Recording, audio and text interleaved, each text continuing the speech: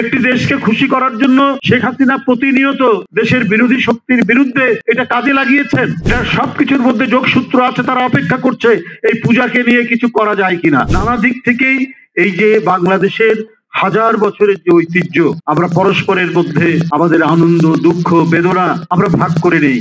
আমাদের উৎসবগুলোতে আমরা এক অপরের সম্প্রদায়কে আমন্ত্রণ জানাই। আমার হিন্দু বন্ধুরা যারা আমার সাথে পড়তো, ঈদে মিলাদুন্নবী, শবে বরাত, শবে কদর এবং দুই ঈদে যারাই আসতো, আমার মা একেবারে উদার হস্তে একসাথে বসে খাওয়াতে। এই যে সম্প্রীতির এক উজ্জ্বল দৃষ্টান্ত, এটা বাংলাদেশ ছাড়া আর কোথাও পাওয়া যাবে না। আমি মার্কিন যুক্তরাষ্ট্র দেখেছি, যার যার উৎসব তারা নীরবে নিভৃতে নিজের মতো করে করে, কাউকে উপেক্ষা করে না। কেউ যদি হাজির হয়ে যায় তাকে উপেক্ষা করে না, কিন্তু তেমন একটা আমি ইন্টারাকশন দেখিনি, মিথস্ক্রিয়া দেখি। এই বাংলাদেশ যেখানে যে যার উৎসবে যেই সম্প্রদায়ের লোক হোক না কেন একসাথে আমরা বসি, কারণ আমাদের জাতিসত্তা তো এক। আমরা বাংলায় কথা বলি, আমাদের নিত্যদিনের অন্যান্য যে সাংস্কৃতিক অনুষ্ঠানগুলো সব এক। আমরা নজরুল গীতি গাই, আমরা রবীন্দ্রসঙ্গীত গাই, আমরা লালন গীতি গাই একসাথে।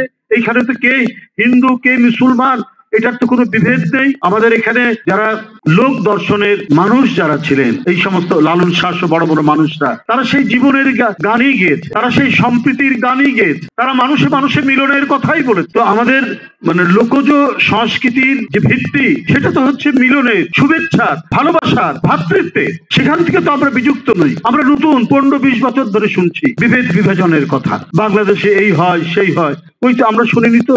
এখানে যারা আছে আমরা একসাথে কত আন্দোলন সংগ্রাম একসাথে করছি রাজনীতিতে। আমি যে হাজতের মধ্যে আছি, আমার পাশেই হয়তো মিল্টন বৈদ্য আছে, আমার পাশে হয়তো অমরেন্দ্র দাস অপু আছে, আরো সঞ্জয় ছিল। সঞ্জয় তখন তার চাকরি নেই, আমার কাছে খবর পাঠালো, তার কাছে মানে ভিতরে সে ইয়ে করতে পারছে না, কোনো কিছু কিনতেও পারছে না, একেবারে খুব খারাপ অবস্থায় আছে। আমি তখন বাইরে, আমরা গোপনে তখন মিছিল টিছিল করে বেড়াচ্ছি। এইভাবে আমাদের দিন কেটেছে। আমি কিছু তার জন্য কারাগারে পাঠানোর ব্যবস্থা করলাম। ওই কঠিন অবস্থার মধ্যে যে কোনো সময় ধরা পড়বো। এটা কি কোনো সাম্প্রদায়িক বিভাজনের চিন্তা থেকে জিনিসটা হয়েছে? বা কখনই হয়নি। এটা শেখ হাসিনা রাজনৈতিক কারণে কাজে লাগিয়েছেন, কিন্তু আমাদের যে সম্প্রীতির শিকড় এত গভীরে, মাটির এত নিচে, এটাকে সহজে উপরে ফেলা যাবে না। এটা সহজে উপরে ফেলা যায়নি। একটি দেশকে খুশি করার জন্য শেখ হাসিনা প্রতিনিয়ত দেশের বিরোধী শক্তির বিরুদ্ধে এটা কাজে লাগিয়েছেন, কিন্তু উনি এটাকে প্রতিষ্ঠিত করতে পারেননি। এখানে যেমন 5 ওয়াক্ত নামাজে আজানের ধ্বনি হয়, এখানে তেমনি হিন্দুর বাড়িতে বাড়িতে তাদের বিভিন্ন সভা জলসার মধ্যে রামায়ণই শোনা যায়। এটাই তো হচ্ছে ঐতিহ্যের একটা উজ্জ্বলতম অংশ।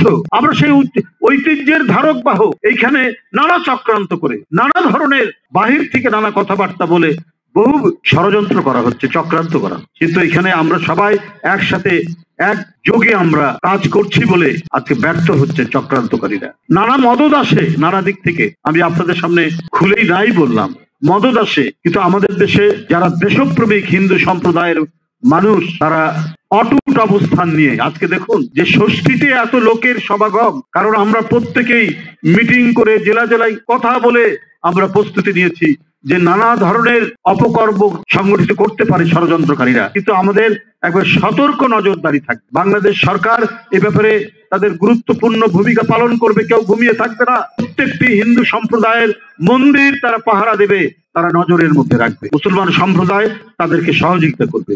পূজা কমিটির সাথে কথা বলে যে কোনো সময় যে কোনো পদক্ষেপ নিতে হলে তারা, এমনকি আলেম ওলেমা, মসজিদের ইমাম, মুয়াজ্জিন, তারা পর্যন্ত এই ভূমিকা পালন করছেন প্রত্যেকটি জায়গায়। এই সম্প্রীতি, এই নিদর্শন কি অন্য কোথাও আছে? পার্শ্ববর্তী দেশে আছে, কিন্তু সেখান থেকে নানা ধরনের উস্কানিমূলক কথাবার্তা বলার চেষ্টা করা। আজকে দেশের অভ্যন্তরে নানা ধরনের চক্রান্ত চলছে, ষড়যন্ত্র চলছে, বিভিন্ন এলাকা অস্থির করে রাখার প্রচেষ্টা চলছে। এটা কোনো বিচ্ছিন্ন ঘটনা নয়, এটা সবকিছুর মধ্যে যোগসূত্র আছে। তারা অপেক্ষা করছে এই পূজাকে নিয়ে কিছু করা যায় কিনা। কিন্তু তারা যখন দেখছে যে অদ্ভুত এক ঐক্যের মধ্যে এখানে সমস্ত সম্প্রদায় বাস করে, এখানে তো ফাটল ধরানো যাচ্ছে না, তাই তারা একটার পর একটা অন্য ইস্যু নিয়ে অন্য কোন ধরনের বয়ান তৈরি করে সমাজের মধ্যে অস্থিতিশীলতা তৈরির প্রচেষ্টায় লিপ্ত আছে। আর আপনি খবরের কাগজ খুলে দেখুন প্রত্যেকদিন কি ধরনের ঘটনাগুলো বিভিন্ন জায়গায়। আমি আগেই বলেছি, বিচ্ছিন্ন কোনো ঘটনা নয়। কথা বলছেন অনেকেই, অনেক মদত যে আসছে তো ঠিক, তবে আমি বলে রাখি, আমরা এখানে এই যে এখানে এক টেবিলে বসে আছে হিন্দু মুসলমান সব সম্প্রদায়, আমাদের সামনে বসে আছে সমস্ত মুসলমান এবং হিন্দু সম্প্রদায়ের সবচাইতে অসংখ্য মানুষ এই পূজা উপলক্ষে এই দীর্ঘকালের সুপ্রাচীন এই মন্দিরের তারা এসেছেন উৎসব পালন করার জন্য, দেখার জন্য। আমরা প্রত্যেকেই আমাদের 1 ইঞ্চি জমির উপর যদি কেউ সেন দৃষ্টি দেয়, আমরা তার চোখ ফুটা করে দেব। আজকের এই উৎসবের দিনের এটাই হচ্ছে আমাদের ওয়াদা যে আমরা এই দেশকে ভালোবাসি, আমরা একই খাবার খাই, আমরা একই ধরনের পোশাক পরি। আমরা ঈদে যেমন পায়জামা পাঞ্জাবি পরে, ঠিক হিন্দু সম্প্রদায়ের পুরুষ মানুষরাও পায়জামা পাঞ্জাবি পরে বিভিন্ন মন্দির পরিদর্শন করছেন। জমাট মোজাইকটাকে যেন ভাঙতে না পারে সেই প্রচেষ্টা আমাদেরকে নিতে হবে, সেই দিকটা আমাদের দেখতে হবে।